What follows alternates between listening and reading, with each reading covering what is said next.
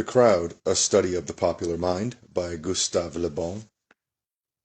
We continue Book 1, The Mind of Crowds, with a short chapter, Chapter 4, A Religious Shape Assumed by All the Convictions of Crowds. The contents. There's only one part to this.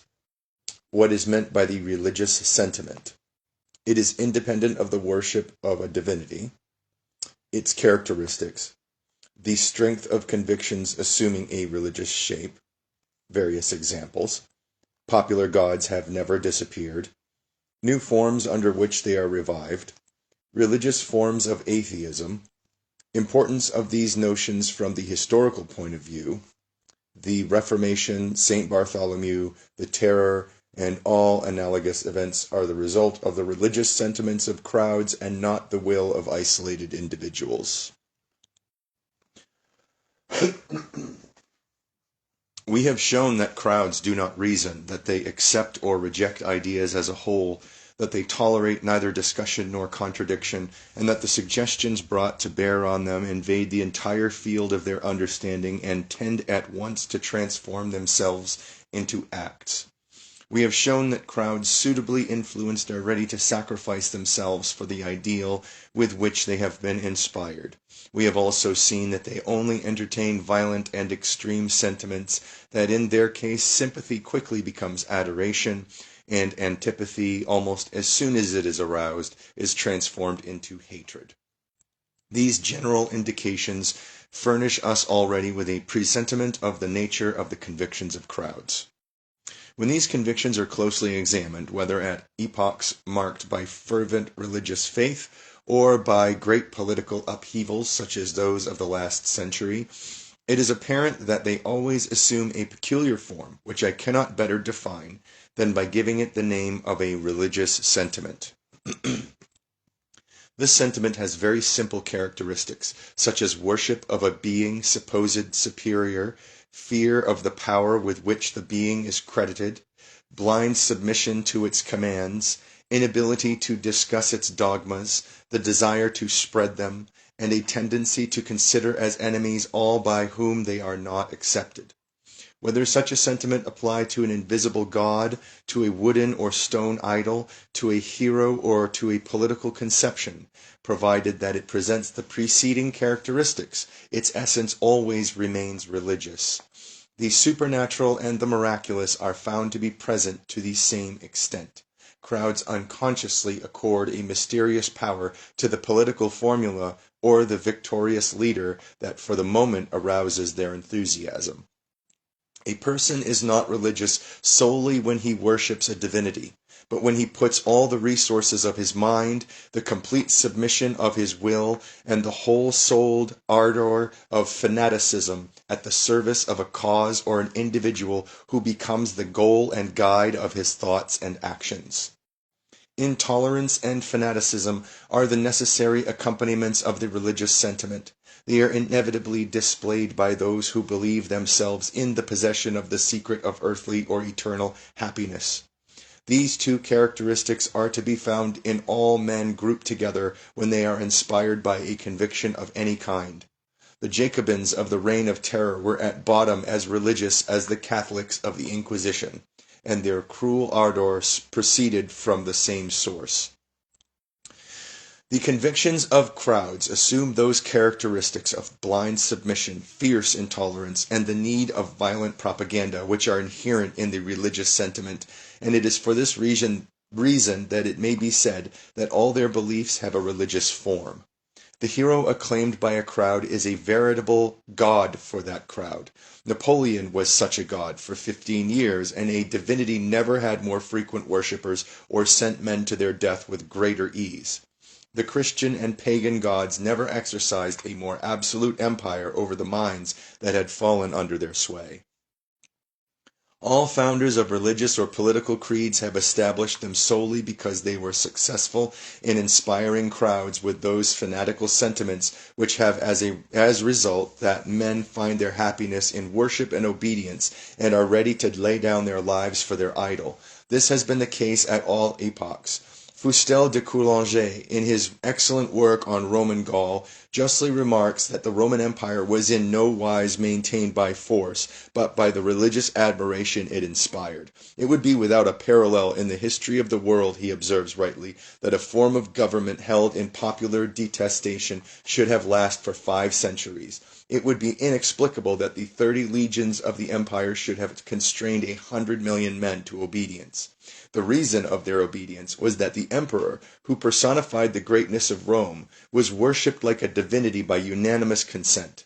There were altars in honor of the emperor in the smallest townships of his realm. From one end of the empire to the other, a new religion was seen to arise in those days, which had for its divinities the emperors themselves. Some years before the Christian era, the whole of Gaul, represented by 60 cities, built in common a temple near the town of Lyon in honor of Augustus. Its priests, elected by the United Gallic cities, were the principal personages in their country. It is impossible to attribute all this to fear and servility. Whole nations are not servile, and especially for 3 centuries. It was not the courtiers who worshipped the prince, it was Rome. And it was not Rome merely, but it was Gaul, it was Spain, it was Greece and Asia. Today the majority of the great men who have swayed men's minds no longer have altars, but they have statues, or their portraits are in the hands of their admirers, and the cult of which they are the object is not notably different from that accorded to their predecessors. An understanding of the philosophy of history is only to be got by a thorough appreciation of this fundamental point of the psychology of crowds. The crowd demands a god before everything else. It must not be supposed that these are the superstitions of a bygone age which reason has definitely banished. Sentiment has never been vanquished in its eternal conflict with reason. Crowds will hear no more of the words divinity and religion in whose name they were so long enslaved, but they have never possessed so many fetishes as in the last 100 years, and the old divinities have never had so many statues and altars raised in their honor. Those who in recent years have studied the popular movement known under the name of Boulangism have been able to see with what ease the religious instincts of crowds are ready to revive. There was not a country inn that did not possess the hero's portrait. He was credited with the power of remedying all injustices and all evils, and thousands of men would have given their lives for him. Great might have been his place in history had his character been at all on a level with his legendary reputation. It is thus a very useless commonplace to assert that a religion is necessary for the masses, because all political, divine, and social creeds only take root among them on the condition of always assuming the religious shape, a shape which obviates the danger of discussion. Were it possible to induce the masses to adopt atheism, this belief would exhibit all the intolerant ardor of a religious sentiment, and in its exterior forms would soon become a cult. The evolution of the small positivist sect furnishes us a curious proof in point. What happened to the nihilist whose story is related by that profound thinker Dostoevsky has quickly happened to the positivists. Illumined one day by the light of reason, he broke the images of divinities and saints that adorned the altar of a chapel, extinguished the candles, and, without losing a moment, replaced the destroyed objects by the works of atheistic philosophers such as Buchner and Moleschott, after which he piously relighted the candles. The object of his Buchner, I guess maybe that was... The object of his religious beliefs had been transformed, but can it be truthfully said that his religious sentiments had changed?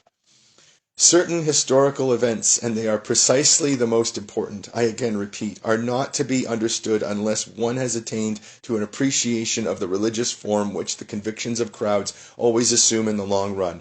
There are social phenomena that need to be studied far more from the point of view of the psychologist than from that of the naturalist. The great historian Taine has only studied the revolution as a naturalist, and on this account the real genesis of events has often escaped him. He has perfectly observed the facts, but from want of having studied the psychology of crowds, he has not always been able to trace their causes. The facts having appalled him by their bloodthirsty, anarchic, and ferocious side, he has scarcely seen in the heroes of the great drama anything more than a horde of epileptic savages abandoning themselves without restraint of their instincts. The violence of the revolution, its massacres, its need of propaganda, its declarations of war upon all things, are only to be properly explained by reflecting that the revolution was merely the establishment of a new religious belief in the mind of the masses. The Reformation, the massacre of St. Bartholomew's Day, the French religious wars, the Inquisition, the Reign of Terror are phenomena of an identical kind, brought about by crowds animated by those religious sentiments which necessarily lead those imbued with them to pitilessly extirpate by fire and sword whoever is opposed to the establishment of the new faith. The methods of the Inquisition are those of all whose convictions are genuine and sturdy. Their convictions would not deserve these epithets did they resort to other methods. Upheavals analogous to those I have just cited are only possible when it is the soul of the masses that brings them about. The most absolute despots could not cause them. When historians tell us that the massacre of St. Bartholomew was the work of a king, they show themselves as ignorant of the psychology of crowds as that of sovereigns. Manifestations of this order can only proceed from the soul of crowds. The most absolute power of the most despotic monarch can scarcely do more than hasten or retard the movement of their apparition. The massacre of St. Bartholomew or the religious wars were no more the work of kings than the Reign of Terror was the work of Robespierre, Danton, or St. Just. At the bottom of such events is always to be found the working of the soul of the masses, and never the power of potentates. That's the end. Next we move on to Book 2, The Opinions and Beliefs of Crowds. And the first chapter of that is Remote Factors of the Opinions and Beliefs of Crowds.